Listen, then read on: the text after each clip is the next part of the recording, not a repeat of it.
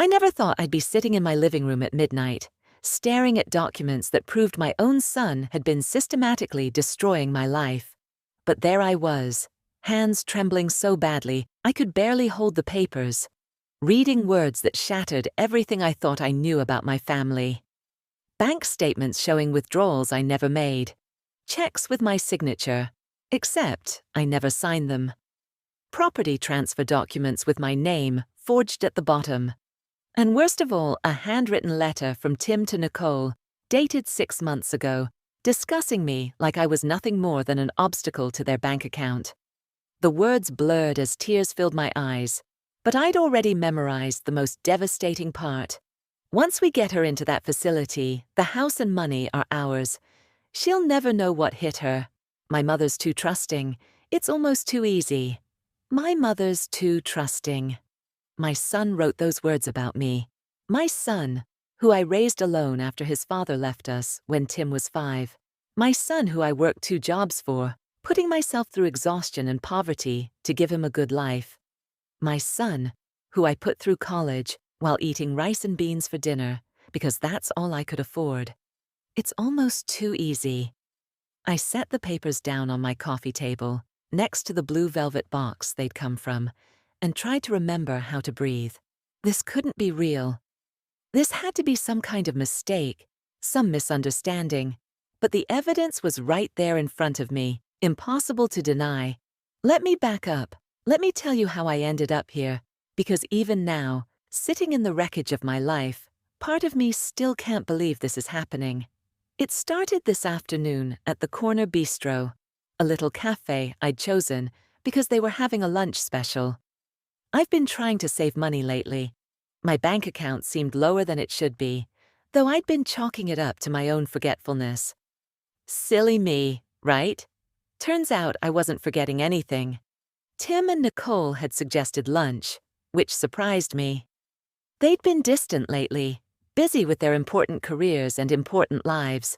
I was just grateful to see my son, even if Nicole would be there with her designer handbag and her subtle criticisms of everything from my outdated cardigan to my choice of cheap restaurants.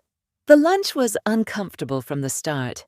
Nicole kept making these pointed comments about my memory problems. How I'd supposedly forgotten Tim's birthday last month. I didn't. I sent a card and called him, but he claimed he never received either.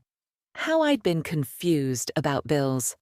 I wasn't confused. My utilities company had made an error that I'd caught and corrected. How I'd left the stove on twice. A complete lie. But Nicole said it so sweetly, with such manufactured concern, that the waitress actually gave me a sympathetic look. Tim just nodded along to everything she said.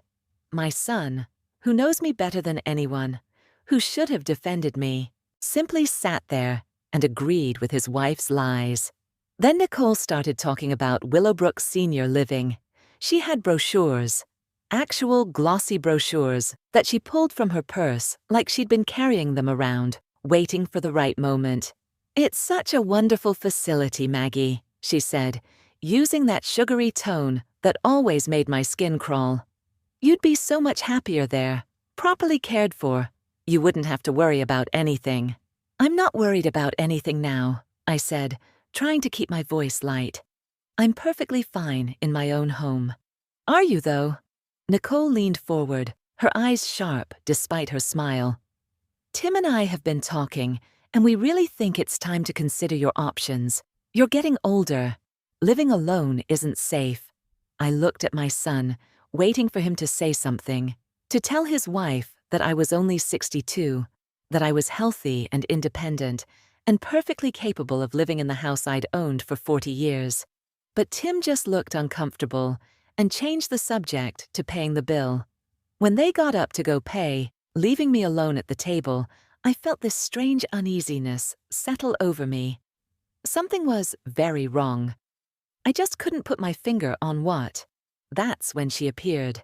A woman I'd never seen before, well-dressed but anxious, glancing over her shoulder like she was afraid of being followed. She moved quickly to my table and placed a blue velvet box in front of me, about the size of a jewelry box, with strange silver clasps. You'll need this tonight, she said urgently, her voice low. Your son is not who you think he is. Open this when you're alone and safe. Don't let them know you have it. Trust nothing they say. I opened my mouth to ask who she was, what she meant, but she was already walking away, disappearing into the lunch crowd, with one last fearful glance toward the counter where Tim and Nicole were paying. My heart was pounding as I quickly shoved the box into my handbag, hiding it just as Tim and Nicole returned to the table. They didn't notice anything wrong, or if they did, they didn't mention it. The drive home was worse than lunch. Nicole launched into this aggressive campaign about Willowbrook, with Tim supporting every single point she made. They'd already toured the facility. Without telling me, they had cost estimates. They'd done research on the best time to make the transition. And then Nicole said something that made my blood run cold. We could sell your house to cover the expenses since you won't need it anymore. That neighborhood is going downhill anyway. My house, the home Leonard and I bought 40 years ago, where I raised Tim, taught him to ride a bike in the driveway, measured his height on the kitchen door frame every birthday, where Leonard and I had planned to grow old together before cancer took him 3 years ago. They wanted to sell it like it was nothing more than a convenient pile of money. It makes sense, Mom, Tim said, and I noticed he wouldn't meet my eyes in the rearview mirror. You're getting older. You need help. We're just trying to do what's best for you. I didn't argue. Something told me not to. I just sat in the back seat, clutching my handbag with that mysterious blue box inside, and wondered when my son had started treating me like a burden instead of his mother. Once I got home, I sat at my kitchen table for hours, just staring at that box. The woman's words kept echoing in my mind. Your son is not who you think he is. I didn't want to believe it. I wanted to throw the box away, pretend the whole strange encounter had never happened. But I couldn't shake the feeling that everything Nicole had said at lunch, all those lies about my failing memory, my confusion, my incompetence, had been leading somewhere, building towards something. At 11:30, I finally worked up the courage to open it. My hands shook as I undid the silver clasps. Inside, packed carefully in tissue paper, were stacks of documents, USB drives, and photographs. On top was a simple note. I'm sorry you have to learn the truth this way. Check the USB drive first, then read everything. You're in danger. They're planning to move against you this week. Someone who cares. I plugged the USB drive into my laptop with trembling fingers. What I found made me want to vomit. What I found changed everything. That's how I ended up here, at midnight, reading my son's letter about how easy it would be to steal everything from me. How trusting I was. How simple I'd be to manipulate and discard. And just as I'm beginning to process the full horror of what I'm seeing, my doorbell rings. Through the window, I see Tim's car in my driveway. It's nearly midnight. They never visit this late. Never. Then I hear Nicole's voice outside, sharp and clear. I saw her light on. She's still awake. Remember, act concerned. We need her to sign those papers tonight, if possible. My son is at my door, and he's not here to check on me. He's here to finish what they started. I freeze, staring at my laptop screen where the USB drive is still loading more files. The doorbell rings again, longer this time, more insistent. Tim's voice comes through the door, and I can hear that false note of concern that I've been hearing for months, without recognizing it for what it was. Mom, are you okay? We saw your light on and got worried. Can you let us in? My mind is racing.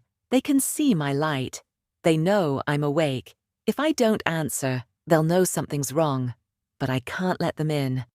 Not until I see everything on this drive. Not until I know the full extent of what they've done. I'm fine, honey, I call out, proud that my voice sounds steady. Just getting ready for bed. It's late. Can we talk tomorrow? Silence. I can almost feel them looking at each other through the door, recalculating. Then Nicole's voice, sharper now, not bothering to soften it. She never refuses to let you in. Something's wrong. Tim again, louder this time. Mom, please open the door. We need to discuss something important. It can't wait. My laptop finally loads the first video file. The date stamp reads 3 months ago. I click play, and my hands fly to my mouth to stifle a gasp. It's security camera footage from what looks like Nicole and Tim's home office. Nicole sits at a desk covered in documents. Tim paces behind her, looking nervous, running his hands through his hair the way he's done since he was a little boy, whenever he was anxious about something. I've been practicing her signature for 6 months, Nicole says on the video, her voice cold and businesslike. Nothing like the sweet tone she uses with me. I can forge it perfectly now. Look. She slides a paper across the desk. Even on the grainy footage, I can see it's a power of attorney document. The signature at the bottom looks exactly like mine. I feel sick. Tim on the video stops pacing. I don't know, Nicole. This feels wrong. She's my mother. A mother who's sitting on a property worth $1.2 million in this market, Nicole snaps. A mother with $340,000 in savings and investments. Money that should be ours, Tim. We've earned it, dealing with her all these years. Do you want to wait until she's 90? Until she maybe decides to leave it all to some cat charity or her book club friends? I have to pause the video. $340,000. I had no idea my modest savings and Leonard's life insurance had grown to that much. Leonard had always handled the investments. After he died, I'd just let everything sit. Too grief-stricken to deal with financial planning. Outside, the knocking has become pounding. I force myself to keep watching. She wouldn't do that, Tim says weakly on the video. You don't know what she'd do. Nicole's face is twisted with frustration. She's getting old, Tim. Old people get confused. They make bad decisions. We're just helping things along. The memory care facility is perfect. Once she's there, with her declining mental state, properly documented by doctors we've already paid off, we become her legal guardians. Everything transfers to us. Clean, legal, simple. Paid off doctors. My hand shakes so badly, I can barely control the mouse. They've bribed doctors to diagnose me with dementia. Doctors I haven't even seen yet. Tim is quiet for a long moment on the video. I hold my breath, waiting for him to refuse, to tell Nicole this has gone too far. My son, my baby boy. Surely he won't. What about the neighbors? Tim asks. Her friends. People know she's fine. My heart shatters into 1,000 pieces. He's not objecting to the plan. He's just worried about getting caught. Nicole smiles, and it's the most horrible thing I've ever seen. We've been laying groundwork for 8 months, sweetie. Everyone we've talked to has heard us express concern about her forgetting things, getting confused, seeming disoriented. Mrs. Chen next door told me, just last week, she's noticed Maggie seems off lately. We plant seeds, Tim. That's all it takes. By the time we're ready to move her to Willowbrook, everyone will think it's the compassionate thing to do. 8 months. They've been planning this for 8 months. All those little comments, those concerned looks, those helpful suggestions about maybe seeing a doctor about my memory issues. It was all part of a calculated campaign to paint me as incompetent. The pounding on my door suddenly stops. I hear Tim's voice, muffled but clear. Yes, 911. I'm at my mother's house at 247 Maple Street. I'm very worried about her. She's not answering the door, and I can hear her inside moving around. She's 62 and has been showing signs of dementia. I'm concerned she might have hurt herself or be having some kind of episode. He's calling the police. On me. To force his way in. To make me look unstable and confused and in need of help. I can hear sirens in the distance already. The police station is only 5 blocks away. I have maybe 3 minutes before they arrive. My survival instinct kicks in. I yank the USB drive from my laptop and shove it in my pocket. I grab the blue box and all its contents, cramming documents into my handbag. At the bottom of the box, I find something I'd missed before. A burner phone with a single number programmed in. There's a sticky note attached. Call this when you're safe. Don't use your regular phone. He's been tracking it. Go somewhere they won't think to look. Tonight. Right now. Tracking my phone. Of course they have. Tim helped me set up my new phone last year after I dropped my old one. He'd been so helpful, so patient, showing me all the features, installing apps I needed. I feel like such a fool. Red and blue lights flash through my front window. Car doors slam. I hear official voices, Tim's worried son performance in full swing. Thank you for coming so quickly, officers. I'm just so worried about her. She's been declining for months, getting confused, forgetting things. My wife and I have been trying to get her help. But she gets so defensive whenever we bring it up. I move to my bedroom window and look down at the scene. 2 police cars, 4 officers. Tim standing there, looking appropriately distressed, and Nicole standing by their car, looking at her phone. Even from up here, I can see what's on her screen. A tracking app with a blue dot. The location label is visible in the streetlight. Margaret's phone, current location. They can see exactly where I am in my house. They've been tracking my every movement. For how long? Months. Years. I leave my regular phone on the bed and grab just my driver's license, some cash from my emergency drawer, and the blue box. My back door is in the kitchen, leading to the yard.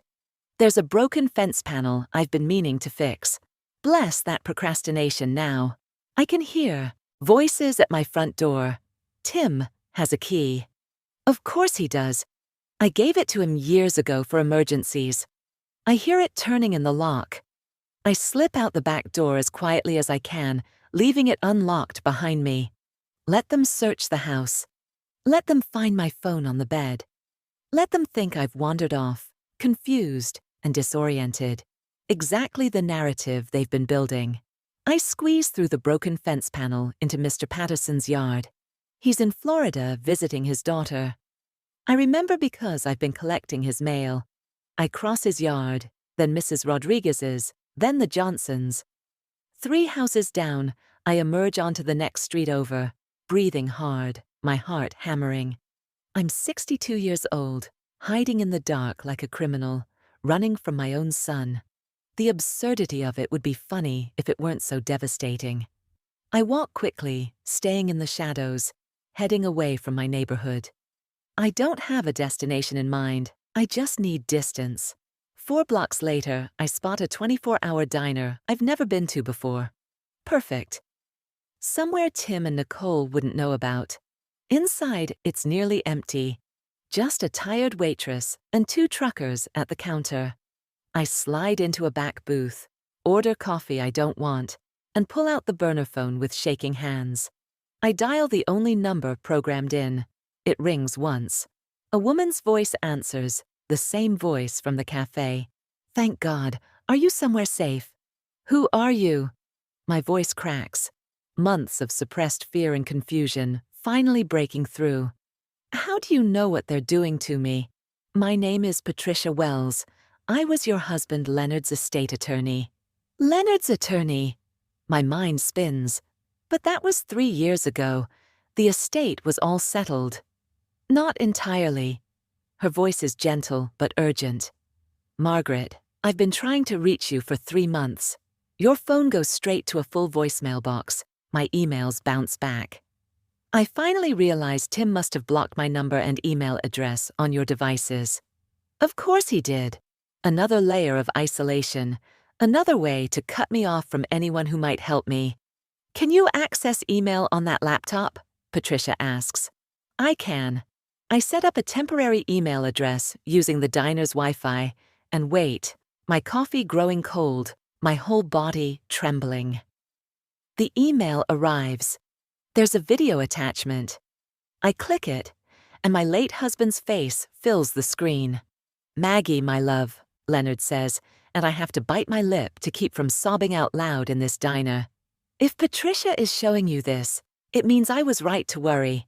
It means Tim and Nicole have made their move against you.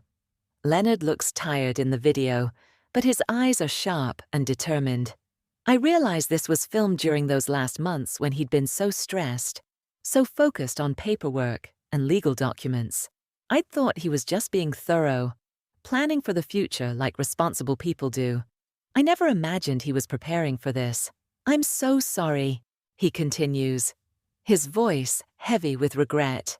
I'm sorry I won't be there to protect you. I'm sorry I saw this coming and couldn't stop it. He takes a shaky breath, and I can see the pain in his face. This is hurting him to record, but he's doing it anyway because he loves me, because he knew I'd need this. 2 years before I died, I overheard a conversation between Tim and Nicole. They were in our backyard and didn't know I was in the garage. Maggie, Nicole was pressuring Tim to speed up his inheritance. Those were her exact words. She'd done research on how to have elderly people declared incompetent. She talked about it like a business plan, like you were just an obstacle to their profit margin. I pressed my hand to my mouth. 2 years before Leonard died. That means this has been going on for 5 years. 5 years of planning, manipulating, positioning themselves to steal everything from me. I confronted Tim the next day, Leonard says. He denied everything. Said I'd misunderstood, that Nicole was just joking. But I saw it in his eyes, Maggie. He wasn't sorry I'd caught them. He was angry. Angry that I'd discovered their plan. Leonard leans closer to the camera, and I can see the fear and love mixed in his expression. So I took precautions. Everything I owned, the house, my investments, my life insurance, I put it all in an irrevocable trust with you as the sole beneficiary. Tim can't touch any of it unless you choose to give it to him. The house can't be sold without your explicit consent, verified in person by Patricia. Your signatures on any legal documents have to be witnessed by Patricia herself, in person. I made it bulletproof. A trust. Leonard created a trust. That's why all their forgeries, all their planning, wouldn't actually work. My husband protected me from beyond the grave. But Maggie, you need to understand something. Leonard's expression darkens. Nicole is dangerous. I hired a private investigator. She's done this before. My coffee cup freezes halfway to my lips. Her first husband's elderly mother signed over her entire estate to Nicole, then died in a suspicious fall at a care facility 6 months later. $2.3 million ruled accidental. Nicole inherited everything. Her second fiancé's father started asking questions about missing money, and she broke off that engagement immediately. Tim is husband number 3. You're target number 3. I feel like I'm going to be sick. Nicole has done this before. She's practiced at it. She knows exactly how to manipulate, how to isolate, how to make it look natural and compassionate when she destroys someone's life and takes everything they own. In the box Patricia gave you are copies of everything I found, Leonard continues. Bank records showing Nicole's pattern, private investigator reports, documented evidence of her previous victims. Everything you need. He pauses, and I see tears in his eyes now. I also set up a separate account in your name only at First National Bank. The account number is in the documents. I've been depositing money there monthly from my consulting work, money Tim didn't know about. It should have about $180,000 by now, money they can't touch, can't even find. $180,000, a secret account. I want to laugh and cry at the same time. Leonard, always thinking ahead, always protecting me. I'm sorry, sweetheart, Leonard says, his voice breaking. I'm so sorry our son became this person. I don't know where we went wrong. I don't know if it's something we did, or if Nicole brought it out in him, or if it was always there, waiting. But I need you to be strong now. He wipes his eyes and looks directly at the camera, directly at me. Don't let them gaslight you. Don't let them make you doubt yourself. You're not crazy. You're not declining. You're the sharpest, strongest person I know. Fight back, Maggie. Fight back and win. His expression hardens. And Maggie, don't trust Tim. I know he's our son, but he made his choice when he married her. He chose money over you. He chose her over family. I saw it happening and I couldn't stop it, but you can protect yourself. Please, please protect yourself. The video ends. I sit in the diner booth, tears streaming silently down my face. The waitress glances over with concern, but doesn't approach. God bless her for that. Patricia's voice comes through the phone, which I'd almost forgotten I was still holding. There's more, Margaret. We need to meet. I have evidence that Tim has already stolen over $80,000 from your joint accounts. He's been doing it for 18 months. Small amounts, nothing that would trigger immediate attention, but it adds up. $80,000 gone. Stolen by my own son while he smiled to my face and called me Mom. I contacted the police 2 weeks ago, Patricia continues. Detective Rodriguez has been building a case, but we needed you to know the truth first. We needed you safe. That's why I approached you at the cafe today. I was running out of time. They're planning to have you committed this week. I found the admission papers. They're dated for tomorrow. Tomorrow. If I hadn't gotten this box, if Patricia hadn't found me, by tomorrow night I'd be locked in Willowbrook, drugged and confused, while Tim and Nicole systematically stole everything Leonard worked his whole life to build. Don't react, Patricia says suddenly, urgently. Stay calm, but look toward the diner entrance. I look up, and my entire body goes ice cold. Nicole's car is pulling into the parking lot. She's driving, scanning the area methodically, like a predator searching for prey. Tim is in the passenger seat, his phone pressed to his ear. How did they find me? I whisper. I left my phone at home. Your laptop, Patricia says grimly. Tim helped you set it up last year, didn't he? Of course. The laptop sitting right here on the table, in front of me. Location sharing enabled. He's been tracking everything. My phone, my laptop, probably my car too. I've been leaving a digital trail everywhere I go.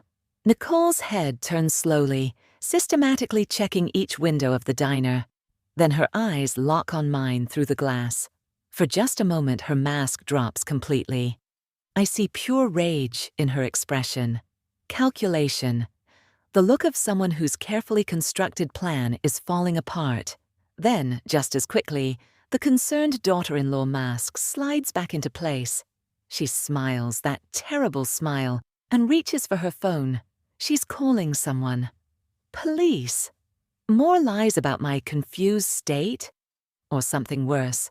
Margaret, listen to me, Patricia says. Detective Rodriguez is 15 minutes away. He's been waiting for my call. Stay in that diner. Stay around people. Do not go anywhere alone with them. But even as she's saying this, Tim and Nicole are getting out of the car. They're walking toward the diner entrance with purpose. Tim looks genuinely worried. I can still read my son's face, even after everything. But Nicole's expression is harder to read now. Determined, almost desperate. The diner door opens. They walk straight to my booth. Every instinct screams at me to run, but Patricia's words echo in my head. Stay around people. Nicole slides into the booth across from me, Tim standing awkwardly beside her. For a moment, nobody speaks. The waitress watches from behind the counter, sensing tension. Mom, Tim finally says, his voice tight with forced casualness. You scared us half to death. Why did you run? The police said you climbed through the back fence. You could have hurt yourself. I look at my son, really look at him. When did he learn to lie so smoothly? When did he become someone who could steal from his own mother and then act concerned about her safety? Why were you tracking my laptop, Tim?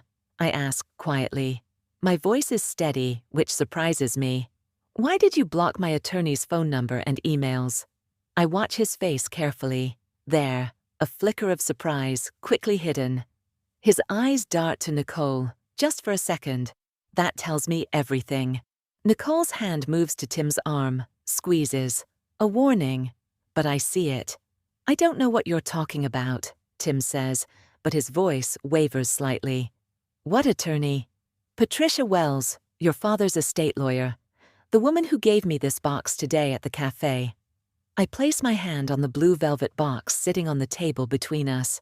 The woman who showed me video evidence of you and Nicole planning to steal everything from me. The woman who showed me proof that you've already stolen $80,000. That you've forged my signature. That you're planning to have me declared mentally incompetent and locked away so you can take my house, my money, everything your father and I built. The diner has gone completely silent. The truckers at the counter have turned to watch. The waitress has her phone out. Whether to call police or just record the drama, I don't know. Nicole's mask cracks, just slightly. That's absurd, she says, but her voice is sharper now, losing that sugary sweetness. Tim, your mother is clearly having some kind of paranoid episode. This is exactly what we've been worried about. Maybe we should call Dr. Morrison. The doctor you paid $15,000 to diagnose me with dementia? I interrupt. I found the payment records, Nicole. I found everything. Tim's face has gone pale. He looks between me and Nicole, and I can see something shifting in his expression. Confusion. Maybe even the first hint of doubt. Mom, please, he says, and for just a second, he sounds like my little boy again.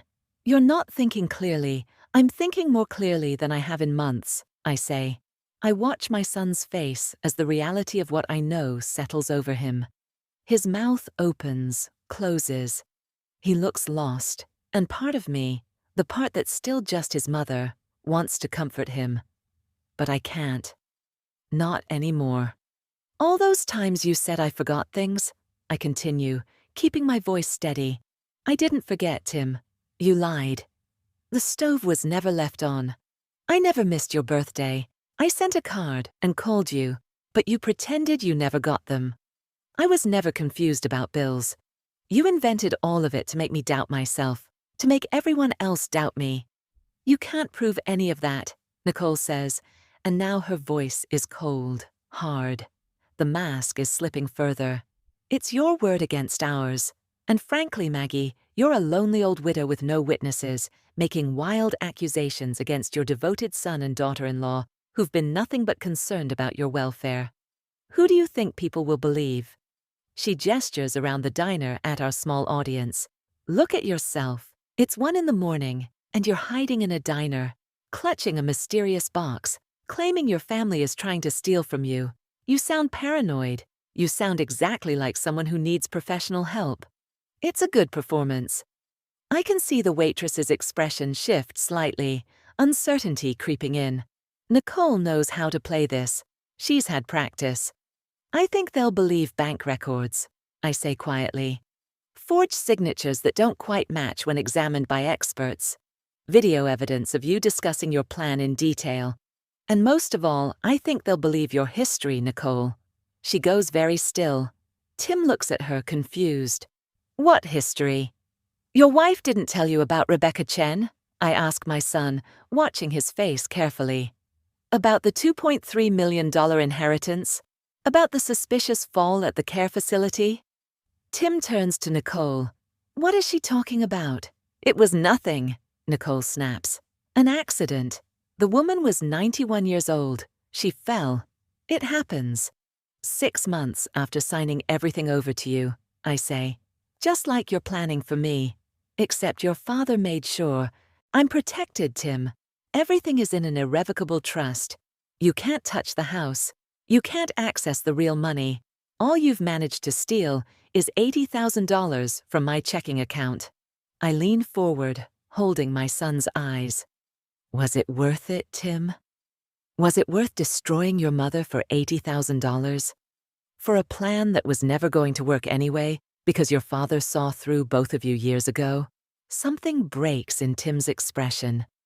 The trust, he whispers. That's why you kept insisting we needed her to sign new documents, Nicole. That's why the house transfer kept getting rejected. You knew about the trust. Of course I knew about the trust. Nicole's composure finally shatters. That's why we needed her declared incompetent. It's the only way to challenge it. But we needed time. We needed documentation. We needed everyone to see her declining so it would hold up in court. She realizes too late what she's just admitted. In front of witnesses. The truckers at the counter are definitely recording now. I can see phone cameras pointed our direction. Tim stares at his wife like he's never seen her before. You knew we couldn't actually get the money. You knew the whole time. We could have gotten it eventually, Nicole hisses. With the right legal strategy, with her safely tucked away where she couldn't interfere, with enough time to build a case that Leonard was mentally compromised when he created that trust. But we needed her compliant first. We needed her to stop being so stubbornly independent. The forgeries, Tim says slowly, his voice hollow. You said she'd actually signed those documents. You showed me her signature, said she'd done it during one of her confused moments, and just didn't remember. Oh, grow up, Tim. Nicole stands abruptly, her chair scraping against the floor. You knew exactly what we were doing. You wanted the money just as much as I did. Don't pretend to be innocent now, just because she caught us. I thought she was actually declining, Tim says, and his voice cracks. You showed me examples. The missed appointments that you scheduled without telling me. The bills you marked as unpaid when she'd already paid them. The concerned calls from neighbors that you arranged. I thought it was real, Nicole. He looks at me and I see my son, my real son, for the first time in years. The confusion, the guilt, the horror of what he's been part of. Mom, You stole from me, I say simply. Maybe Nicole orchestrated it. Maybe she manipulated you. But you made the choice to believe her lies about me instead of trusting your own mother. You made the choice to forge my signature. You made the choice to block my attorney's number. Those were your choices, Tim. The diner door opens and Detective Rodriguez walks in with 2 uniformed officers. Patricia Wells is right behind them. Nicole sees them and makes a split-second decision. She bolts for the back exit. She doesn't. Make it 3 steps before an officer intercepts her. Nicole Brennan, Detective Rodriguez says calmly, professionally. You're under arrest for fraud, forgery, elder abuse, and conspiracy to commit theft. You have the right to remain silent. Nicole screams. Actually screams, thrashing against the officer trying to cuff her. You can't prove anything. Tim, tell them your mother is confused, that she's making this up. But Tim just stands there, frozen, watching his wife's complete breakdown with an expression of absolute devastation. We have video evidence, Mrs. Brennan. The detective continues, unruffled by her outburst. We have bank records. We have testimony from Dr. Morrison about the bribes you offered him. And we're currently in contact with authorities in 3 other states regarding suspicious deaths and inheritances connected to your previous marriages. 3 other states. Not just Rebecca Chen. How many people has Nicole done this to? As the officers begin to escort Nicole toward the door, she stops fighting. She goes completely still, then turns to look at me. The rage in her expression is terrifying. You stupid old woman, she says, her voice venomous. You were supposed to be easy, grateful for the attention, too trusting to see it coming, just like Rebecca, just like Margaret Sutherland in Ohio, just like Dorothy Hayes in Pennsylvania. But you had to have a smart husband, didn't you? Had to have protections in place. She's confessing. To multiple victims. In front of police and witnesses. She's so angry, she's lost all control. You've ruined everything, she shrieks as they pull her toward the door. 5 years of planning. 5 years of playing the devoted daughter-in-law. Do you know how hard it was to pretend to care about your boring stories and your pathetic little life? I deserve that money. I earned it. The officers finally get her outside. Through the window, I can see them putting her in the patrol car, still screaming, her face twisted with fury. Detective Rodriguez approaches our booth. Mrs. Brennan, I'm sorry you had to go through this. I need to take your statement, but first, He turns to Tim. Mr. Brennan, I need you to come to the station as well. Am I under arrest?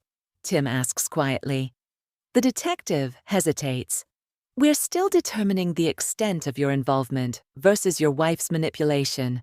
But yes, you'll need to be questioned about the forgeries and the theft from your mother's accounts. Tim nods slowly. He looks at me, and tears are streaming down his face. Mom, I need you to know something. I didn't know about the other people, about Rebecca Chen, about any of it. I swear. But you knew you were stealing from me, I say. He flinches like I've struck him. Yes, I knew that. I knew it was wrong. Nicole kept saying. She made it sound like we were just moving up a timeline, like you'd want us to have it anyway, eventually. She said you'd be happier at Willowbrook, that we were actually helping you. Did you believe that? I ask. Really? His silence is answer enough. Finally, no, not entirely. But I wanted to believe it, because believing it meant I wasn't becoming everything Dad warned me I was becoming. Your father knew, I tell him. Before he died, he knew what you were planning. Fresh tears spill down Tim's face. I know. He confronted me about it. We had this terrible fight. I said horrible things to him, Mom. I accused him of being controlling, of not trusting me, of trying to keep us from having what we deserved. The last real conversation we had, I told him I didn't need his approval or his money. He's sobbing now, right there in the diner. And then he had his heart attack 3 weeks later. I've wondered every day since if I caused it. If the stress of knowing what I was planning, of trying to protect you from his own son, if that's what killed him. I don't answer because I've wondered the same thing. Those last months, Leonard was so stressed, so focused on legal documents and trusts and protections. Was it the betrayal that broke his heart? Literally. I'm sorry, Tim chokes out. I know it doesn't fix anything. I know sorry isn't nearly enough. But Mom, I am so sorry. Detective Rodriguez gently takes Tim's arm. We need to go, Mr. Brennan. As they lead my son away, he looks back at me one last time. I love you, Mom. I know I have no right to say that anymore. I know I destroyed any right to your love. But I need you to know that somewhere under all the greed and stupidity and weakness, I still love you. Then he's gone, and I'm sitting alone in the diner booth with Patricia Wells sliding in across from me. You did it, she says softly. You got the confession on record. Multiple witnesses, video evidence. The case against both of them is solid now. I should feel triumphant, vindicated. But all I feel is hollow and sad and impossibly tired. Patricia sits across from me, giving me a moment to collect myself. The diner has mostly emptied now. The truckers left after giving their contact information to the police. The waitress is cleaning tables, but keeps glancing over with a mixture of sympathy and curiosity. What happens now? I finally ask. Patricia pulls out a folder from her briefcase. Now we secure everything. The district attorney will want your full cooperation for the prosecution. Tim is looking at 5 to 10 years for the fraud and forgery alone. Nicole, she pauses. Nicole is going to be charged federally. The FBI has been building a case since I contacted them 3 weeks ago. They've identified at least 4 other victims across 3 states. Elderly people who died under suspicious circumstances after signing over their assets to her. 4 other victims. 4 other families destroyed. 4 other people who trusted Nicole and paid for it with everything they had. Will they prosecute Tim as harshly? I hear myself ask, and I hate that part of me still wants to protect him. Patricia's expression softens. That depends on several factors. His level of cooperation, evidence of Nicole's manipulation versus his willing participation. The fact that he ultimately didn't succeed in the larger plan because of Leonard's protections, that might work in his favor. But Margaret, he did steal $80,000 from you. He did forge your signature. Those are serious crimes. I know. I know all of that, but he's still my son. The little boy who used to bring me dandelions from the yard and call them flowers. The teenager who cried in my arms when his first girlfriend broke his heart. The young man who was so proud when he got into architecture school. When did that person disappear? Or was he always capable of this, and I just never wanted to see it? There's something else, Patricia says gently. The police searched Tim and Nicole's house. They found documents showing they'd taken out a second mortgage on their own property. They're in debt for over $300,000, credit cards maxed out, business loans coming due. I stare at her. 300,000? Nicole has expensive tastes, and apparently a gambling problem they'd been hiding. They were desperate, Margaret. That doesn't excuse what they did, but it explains the urgency. They weren't just greedy, they were drowning. I think about Tim's face in that video, his nervousness, his weak protests. I think about how Nicole steamrolled over every objection. My son was weak, but he was also cornered. She knew exactly how to manipulate someone who is desperate. I need to see the house, I say suddenly. My house. I need to go home. Patricia nods. The police have finished processing it. You can go back tonight if you want. I'll drive you. 20 minutes later, we pull up to my house. The police tape is gone, but I can see signs of their search. Curtains slightly askew. The front door not quite closed all the way. My neighbors' houses are dark. It's nearly 3 in the morning. Inside, everything looks the same, but feels different. This is the house where I raised my son, where Leonard and I built our life together, where we celebrated birthdays and Christmases and quiet Sunday mornings. Now it feels tainted somehow, violated by what was planned within these walls. Patricia hands me a new phone, completely clean, new number. I've already programmed in my number, Detective Rodriguez's number, and the bank's fraud department. Your old number has been disconnected. She sets down another folder, this one thick with documents. These are copies of everything. The trust documents Leonard created, the bank account information for your protected funds, $183,000 as of this morning. Leonard was careful, Margaret. Everything is in your name only. Ironclad protections. I open the folder with shaking hands.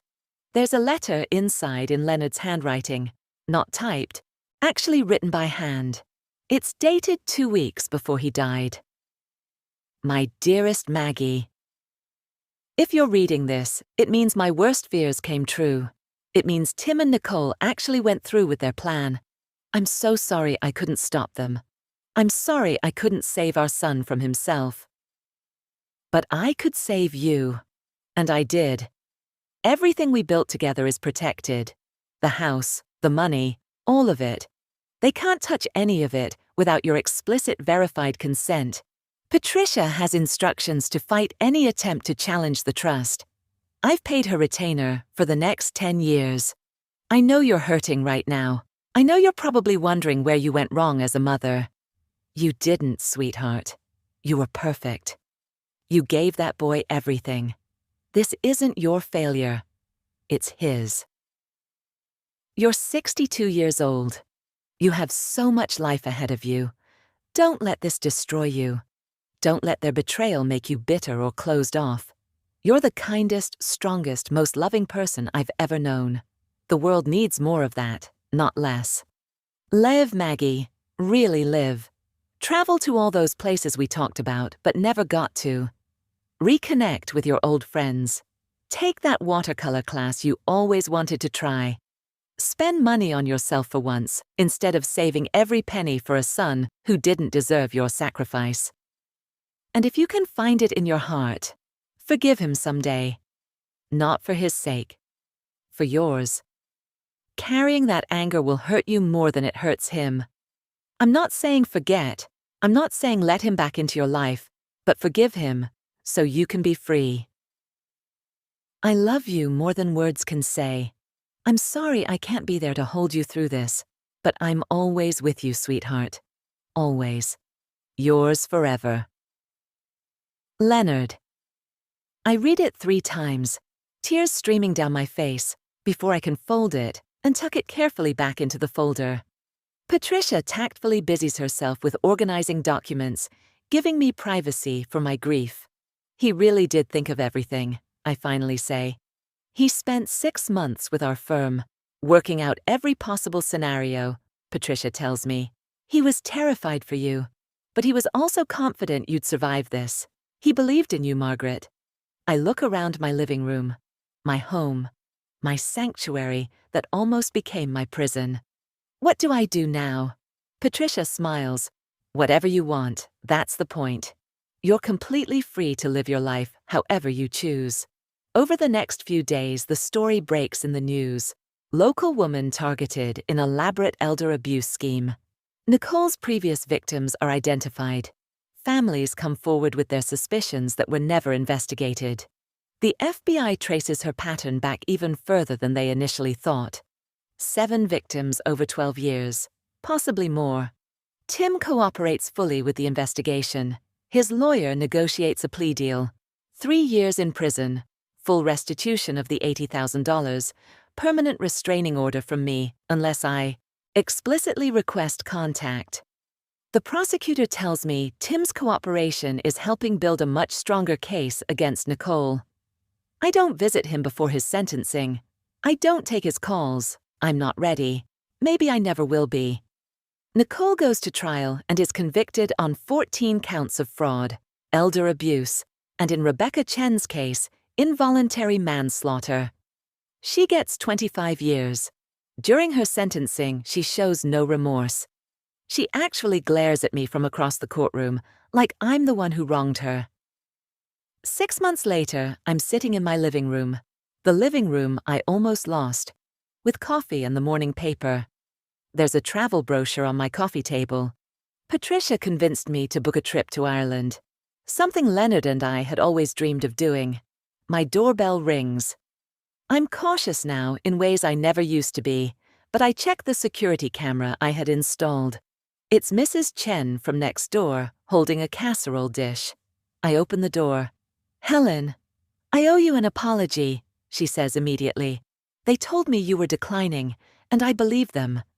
I should have talked to you directly instead of gossiping with Nicole. I'm so sorry, Margaret." I take the casserole dish.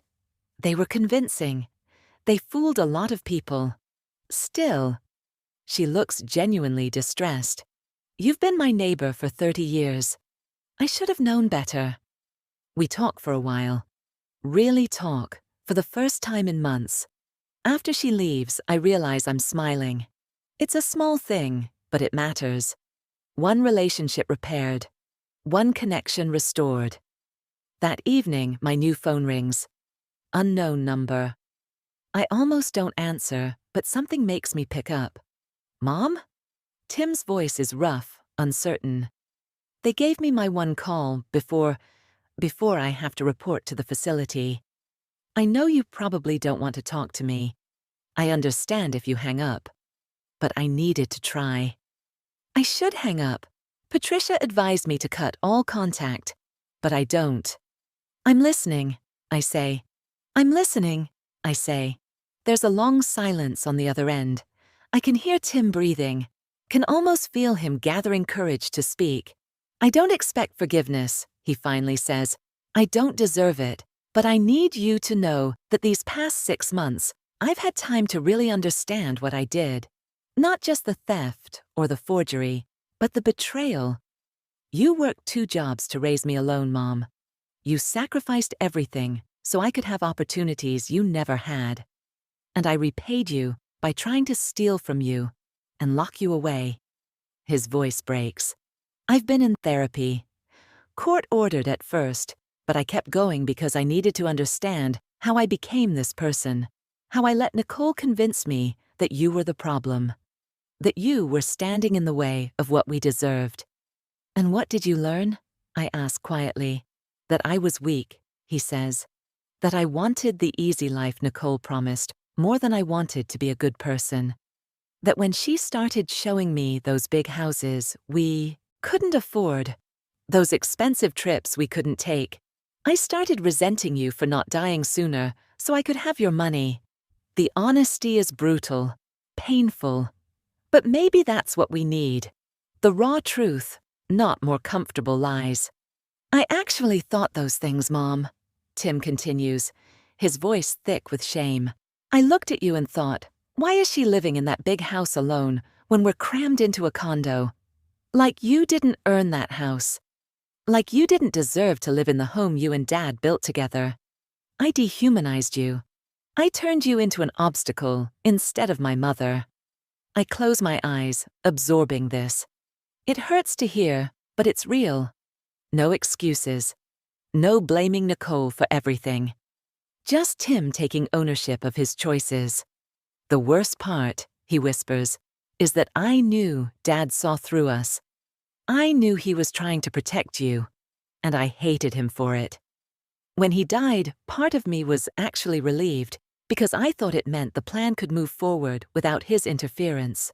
What kind of person thinks that about their own father's death? A person who lost his way, I say softly. I lost more than my way, Mom. I lost my soul. I became exactly the kind of person you and Dad raised me not to be. He takes a shaky breath. I report to the prison in 3 hours. 3 years. And honestly, I'm grateful for it. I need time away from the world, away from temptation, away from everything. I need to figure out how to be someone you could be proud of again. Even if you never want to see me. Even if you never forgive me. I sit with his words, feeling the weight of them. This is my son. Not the greedy stranger who stole from me. Not the weak man who let Nicole manipulate him. But also not the innocent boy I raised. He's someone in between. Someone who did terrible things, but is trying to face what he's done. Tim, I say carefully, I don't know if I can forgive you yet. I don't know if I ever will. What you did, it broke something in me. It made me doubt myself, doubt my judgment, doubt whether I was even competent to live in my own home. That kind of damage doesn't heal quickly. I know, he says, I know, Mom. But, I continue, I'm glad you're facing the truth. I'm glad you're not making excuses or blaming everything on Nicole. That's a start. Not toward us having a relationship again, I can't promise that, but toward you becoming a better person. That's all I can ask for, he says quietly, more than I deserve. There's another long silence. Then Tim speaks again, his voice barely a whisper. Will you do something for me? Not for me, for Dad. What? Live the life he wanted for you. Go to Ireland, take that watercolor class. Stop sacrificing and saving and putting yourself last. He told me once, years ago, that you'd given up so much for me, and someday he hoped you'd get to be selfish, to live for yourself. Please do that. Please don't let what I did make you afraid to live. I feel tears on my cheeks. I'm working on it. Good. That's good. I hear an announcement in the background on his end. I have to go. They're calling everyone to check in. Tim? Yes. Don't write to me, I say. Not yet. I'm not ready for that. But maybe someday, after you've done your time, after you've proven you've actually changed, maybe then we can talk about what comes next. Okay, he says, and I can hear the hope mixed with understanding in his voice. Okay, Mom. Thank you for even giving me that much. Thank you for listening. Goodbye, Tim. Goodbye, Mom. I love you. The line goes dead before I can decide whether to say it back. I sit there for a long time, holding the phone, crying for everything that was lost and broken, for the son I raised and the man he became, for the trust that was shattered, for the innocence I can never get back. But I'm also crying for the possibility, distant and uncertain, that maybe someday something new could grow from these ruins. Not the relationship we had. That's gone forever. But perhaps something honest, built on truth instead of the comfortable fiction that we were a perfect family. 3 years later, I'm standing in my garden, transplanting the roses I finally got around to planting. The Ireland trip was everything Leonard hoped it would be. I've been back twice since. The watercolor class turned into a weekly art group that meets at my house. I've reconnected with old friends and made new ones. The house is still mine. My sanctuary, not my prison. I've redecorated Leonard's office into an art studio. I've learned to live with the memories without letting them haunt me. Mrs. Chen and I have coffee every Tuesday. She introduced me to her book club, and I joined the neighborhood watch committee. I'm building a life that's mine, not centered on sacrifice for others, but on joy for myself. My phone rings. It's Patricia. Margaret, I wanted to give you a heads up. Tim is being released next week. Early release for good behavior and completion of all the therapy programs. My stomach tightens. Is he planning to contact me? He asked me to tell you that he won't, not unless you want him to. He's moving to Oregon, took a job with an architecture firm there. Fresh start, far from here. But he wanted you to know he's out, in case you see it in the news, or hear it from someone else. Thank you for telling me. There's something else, Patricia says gently. He wanted me to give you a letter. I have it here. No pressure to read it. I can shred it if you prefer, but he asked me to pass it along. I think about it. 3 years ago, I told him not to write. But 3 years have passed. I've healed. I've built a new life. Maybe I'm strong enough now to read whatever he has to say. Send it, I tell her. I'll decide what to do with it when it arrives. The letter comes 2 days later. I leave it on my kitchen counter for a week, just looking at it. Finally, on a quiet Sunday morning, I open it. Dear Mom, Patricia told me you agreed to receive this letter. Thank you for that. I've spent 3 years thinking about what I wanted to say to you, and I've written and thrown away dozens of versions of this letter.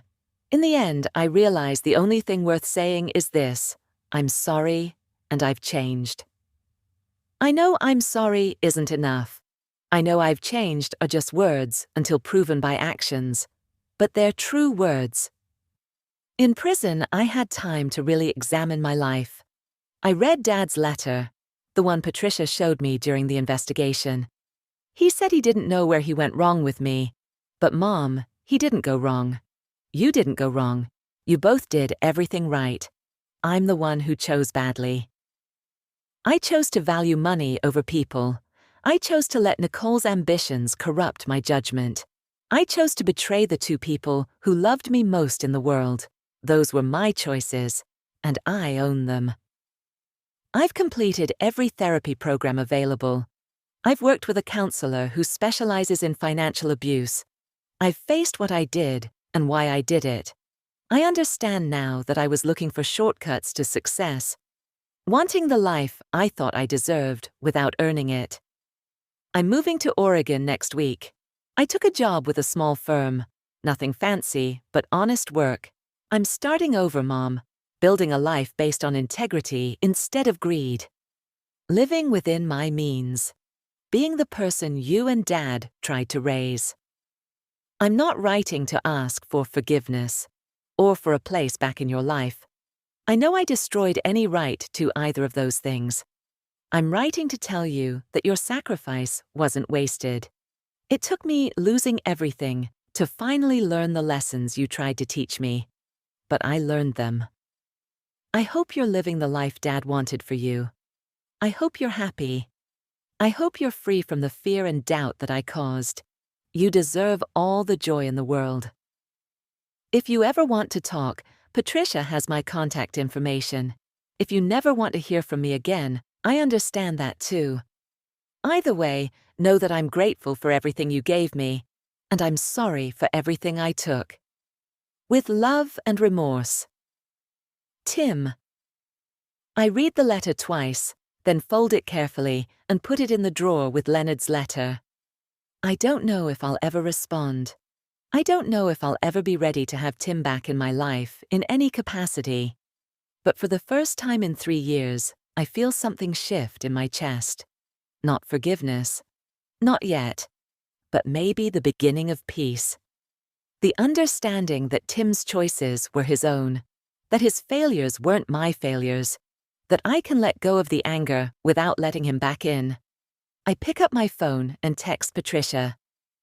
Letter received. Tell him I read it. That's all for now. Then I set the phone down and walk to my art studio. I have a painting to finish, a landscape of the Irish countryside, all green hills and grey skies and possibility. Outside my window, I can see Mrs. Chen working in her garden. The mailman waves as he passes. A neighborhood kid rides by on his bike. Life goes on, ordinary and beautiful. I pick up my paintbrush and add a splash of color to the sky. Not gray, but the pale gold of early morning. A new day, a new beginning. I'm 65 years old. I survived my son's betrayal. I survived the attempt to steal everything I had. I survived, and I'm living, really living, for the first time in years. Maybe someday I'll be ready to talk to Tim again. Maybe I won't. But either way, I'll be okay. Because I'm not defined by what he did to me. I'm defined by what I chose to do afterward. I chose to live. And that, I realize as I paint, is the greatest victory of all.